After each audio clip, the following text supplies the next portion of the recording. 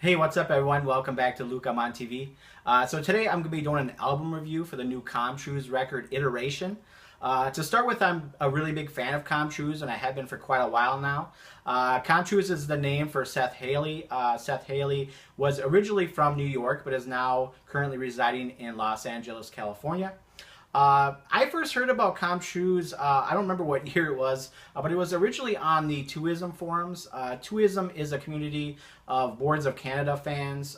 Boards of Canada are a duo. They're brothers from Scotland, and they're on the Warp Records label, and that's also home to legendary electronic music producers Aphex Twin and Autechre.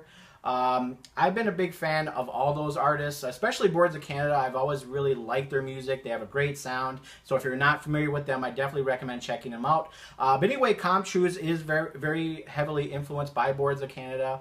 And so I originally heard about him on the Truism message boards. Somebody had posted a video saying, hey, check this dude out. You know, he's heavily influenced by Boards of Canada. And he had put a track on one of their compilation albums that they put out called One on Twoism, where it's basically a bunch of artists that they get together, they put out a compilation of songs that have been kind of inspired by Boards of Canada and stuff like that. So anyway, somebody posted a video on the message board saying, hey, check them out, you know. So I went and checked it out, and I really liked it, but I didn't really feel the connection to Boards of Canada. I mean, I could hear maybe some influences, but I wasn't, at that time, I wasn't really thinking too much about the artist himself. I was thinking about, well, how does this sound like Boards of Canada? And you know what I mean? So, and not to say anything bad, but I mean, Boards of Canada are kind of like in their own kind of league. I mean, not to say anything bad about Truise. I love Truise, but I feel like they're in this whole other league, you know what I mean? That's just far above everybody else, you know what I mean? Maybe even Aphex Twin in some respects, honestly. I think Boards of Canada are just amazing. But anyway, that's my first introduction to him, was on that message board. And then some years later, I got into this other artist, Neon Indian. And Neon Indian kind of makes like indie rock slash dream pop slash chill wave, which is also the genre name of what Truise makes. It's often called chill wave. But anyway, so I was really getting into Neon Indian. He put out this album called Psychic Chasms in 2011, and I really dug that record. I thought that was a really great record. And then from there, I heard that Truise did a remix for him on on the song Sleep Perilous. So I thought that was a really pretty cool sounding track too. And then from there, that's when I started to do a little bit more research. I went on YouTube. And then at the same time, I found out that Truise had put out this record called Galactic Melt. So as I went on YouTube, I found some of those tracks that were on that record, and then some of his other previous material that he had put out on vinyl, and he also had a SoundCloud account too. So a lot of those tracks had made their way to YouTube, so I was kind of just really getting into it. All of a sudden, there's like all this heavy stream of all this great material, all these great songs and stuff, and all these really great tracks. And so I was really getting into Truise at that time. So then I went out and I picked up Galactic Melt, and I was completely blown away. I thought it was an easy 10 out of 10 record. Really great sounding record. It had very heavy 80s nostalgic feel to it, but also some 90s, kind of reminded me of some things of the 90s, as well as some like modern, had a little bit of a modern sound to it too. It was like some of his style kind of seemed a little modern, the way he builds things up, breaks them down, kind of tears them apart and stuff like that. Some of the production tricks that he used on some of the tracks, more modern things you wouldn't have heard in the 80s and whatnot. But anyway, so I really liked that record. And then from there, I went and saw him live. I seen him live twice. The first time I saw him live, he had a drummer with him, a live drummer. And I thought that was fantastic. It was something I've never seen before. I thought that it worked very well, complemented his music perfectly. I thought it was great. So I had a great experience seeing him live. And then from there, I just kind of got more and more into his music, kind of dove deeper, listened to everything that was available on YouTube, and went on to SoundCloud, listened to stuff on there too as he released more stuff. And then in 2012, then he released this other album, In Decay, which was a compilation album of a lot of his unreleased material and other things that he didn't probably know what to do with, how to release it and stuff. Now, that album was only released on vinyl and digital, to my knowledge. It was never released on CD, I don't think. I am not someone who buys digitally. I don't buy from digital websites or something like that. I don't even buy much vinyl anymore. I mean, I still have record players, but they're packed away, and I don't have any real space for it in my apartment right now to set up, you know, my turntables with a stereo and all this stuff. I don't have room for that right now. So I don't really buy vinyl anymore. So I just went on, again, I just kind of went on YouTube and listened to the tracks on there and listened to it and enjoy it and stuff. And then from there, he also released a couple other EPs. He released Wave 1 and Silicon Tear. Wave 1 was pretty cool. I mean, he had one track in particular that had a vocalist on it. I didn't really get into that at all. But the one thing that I got from those two EPs is that I noticed that he was definitely experimenting. He was definitely trying new things.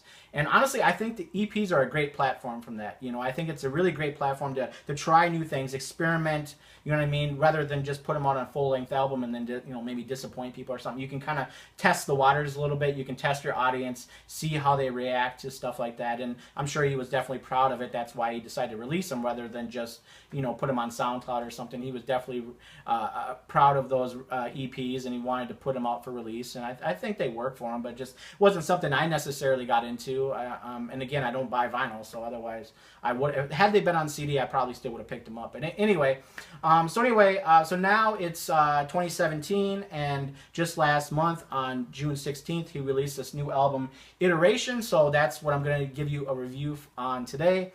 So what I'm going to do for this review, I'm going to tell you the things that I liked, and then I'll tell you some things I didn't like, and then I'll give you a number grade from 1 to 10, and I'll just give you my final word.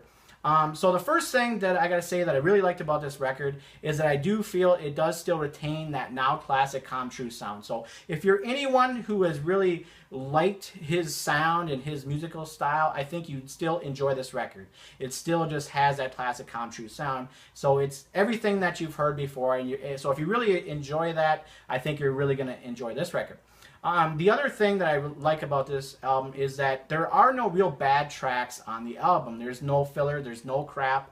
So in that respect, it's a pretty solid album. Although I am going to add one little asterisk there, is that I don't feel that there's really any standout tracks here either. So they're all kind of equally good, which is pretty much a good thing.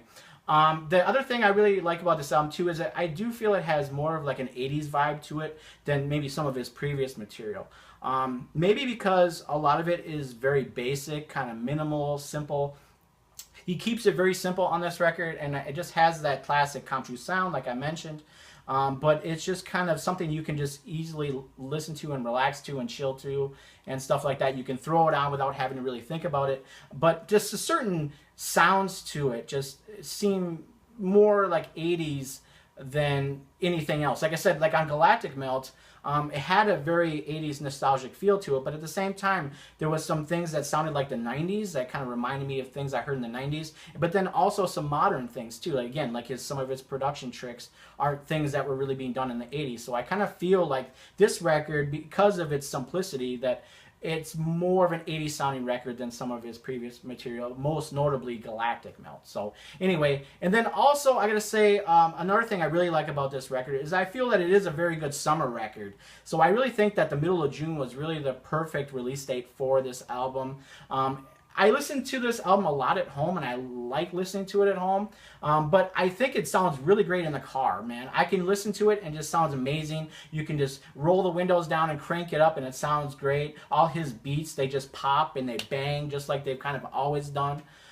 So I just think it sounds really great in the car, and I think it would sound probably really good at the beach too. Like maybe if you had like an old boombox or something, you could just kind of lay that out and you could sit at the beach and just watch the waves and stuff and just kind of chill out too. And I think that's why they call the genre chill wave, is that's basically what it is. You just kind of chill and you listen, and you can go to the beach and just watch the waves come in and stuff like that. So I think that would be really cool. You know, if you had like an old boombox, you know, maybe if you pick up the cassette tape for this album, because it actually was released on cassette tape too. It was released on CD, on vinyl, digital, and cassette tape. So that might be something that you might be interested in doing if you have like one of those old boom boxes.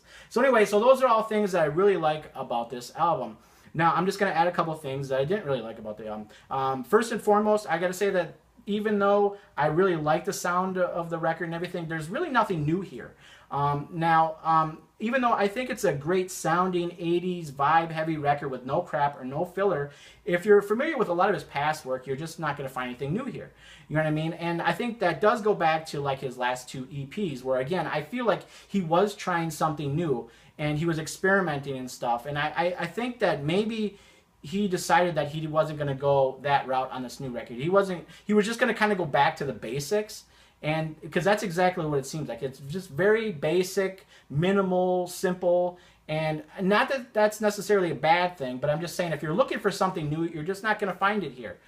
So I just kind of feel like a lot of the album has just kind of been there, done that.